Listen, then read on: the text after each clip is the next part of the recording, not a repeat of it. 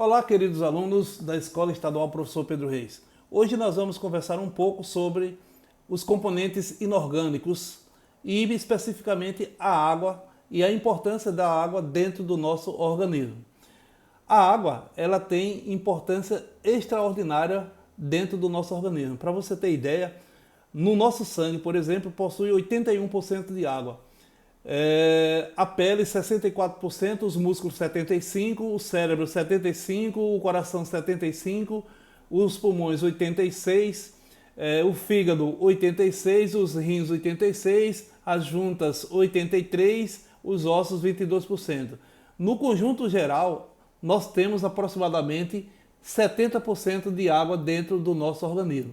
E algumas funções muito importantes ela desenvolve dentro do nosso organismo. Uma das principais funções é que ela é solvente de líquidos, ou seja, ela solve alguns líquidos corpóreos.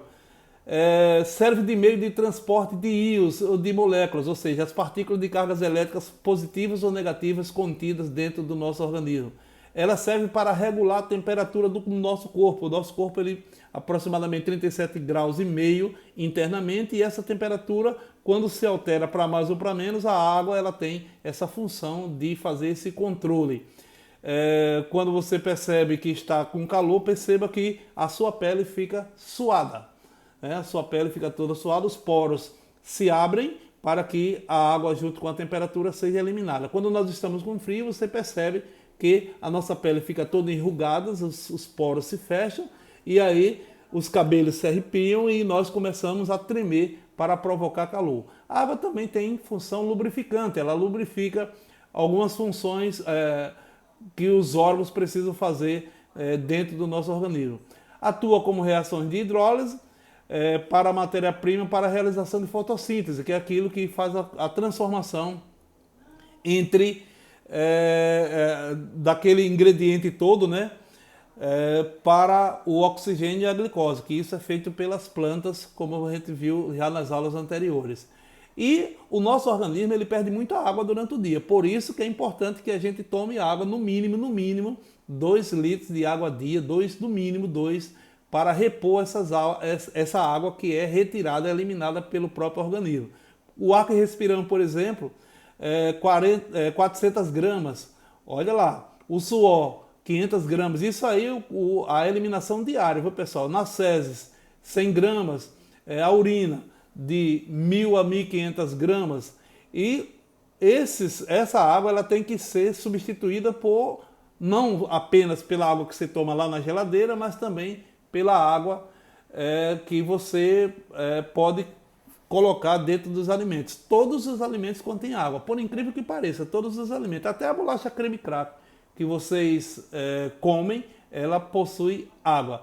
Eu vou dar alguns exemplos aí: o alface 95 gramas, isso de cada 100 gramas, tá? A cenoura 90, carne 50 a 70, o queijo 40, os biscoitos, como eu falei, 5 gramas, biscoito creme crack, né? Basta você deixar ele fora do pacote, vocês vão ver que ele vai ficar todo molhadinho, que é a água tentando evaporar.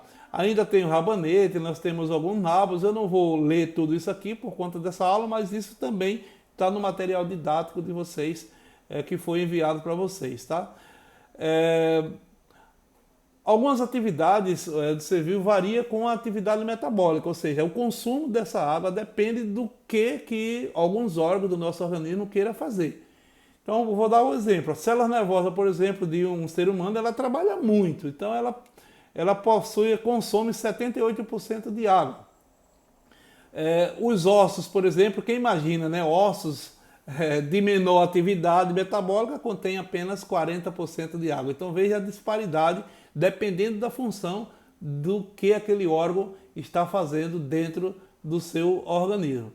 Então varia também conforme a idade, né? Um feto humano, por exemplo, contém quase toda a água, né? Ou seja, ele é formado de quase toda a água, 94% de água. Um recém-nascido representa 70%. E um ser humano adulto aí varia entre 65% a 70%, como a gente disse anteriormente.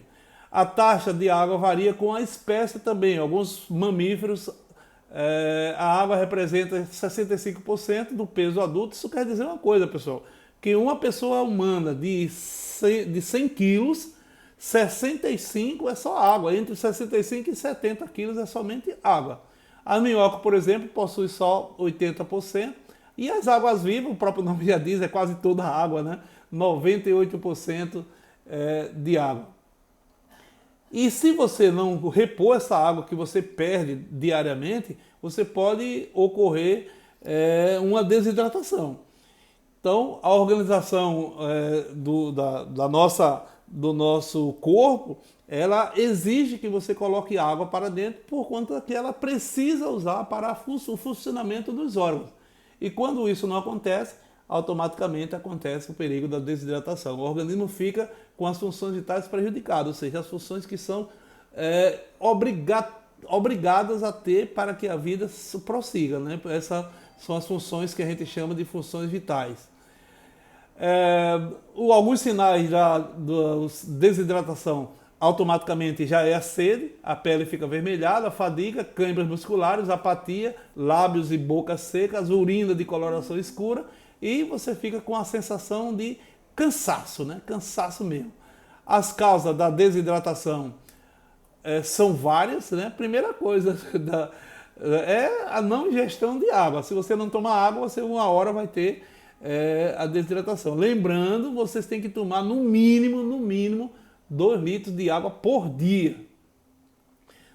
Também uma outra causa da desidratação é a perda excessiva de água por transpiração, devido ao calor exagerado ou até o clima seco, algumas atividades, por exemplo, jogador de futebol, atletas de maratonas, esse pessoal perde muita água. Tem jogador de futebol, pessoal, que em apenas 90 minutos ele perde 2 quilos, 2 quilos de água. Brincadeira, né? Um negócio desse, né? Então, é uma das... E a eliminação de grande quantidade na urina. Pessoas que têm diabetes, que são familiares de diabetes. E atenção, cuidado os chicletes, cuidado os doces, viu? Principalmente você que tem família de diabetes. Pessoas que já têm diabetes da família. Cuidado. Diabetes, ele não tem cura. Tem controle, mas não tem cura. Então, tenham muito cuidado. O pessoa diabética, ele faz xixi demais, devido à insulina que tem obrigatoriamente que tomar todos os dias.